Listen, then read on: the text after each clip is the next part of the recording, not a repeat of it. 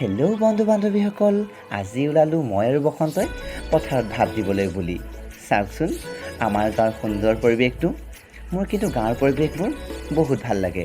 আপোনালোকৰ ভাল লাগেনে বাৰু? কমেণ্টত জনাবচোন। চাওকচোন গাঁৱৰ পৰিৱেশবোৰ ইমান সুন্দৰ। তাতে আকৌ আমাৰ খুৰাই শেৱালি জাল মাৰি আছিল। মই ভাবিলোঁ শেৱালিতনো কি মাছ উঠে তাকে চাম বুলি।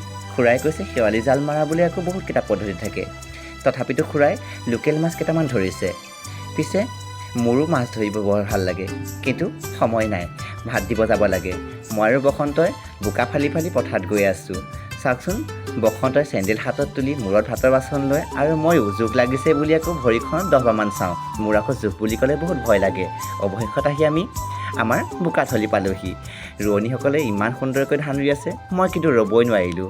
ময়ো ভাবিলোঁ বোকাত ময়ো ধান দুগোজমান মাৰি দিওঁ, কিজানি ধান কেইডালমান ভালেই হয়।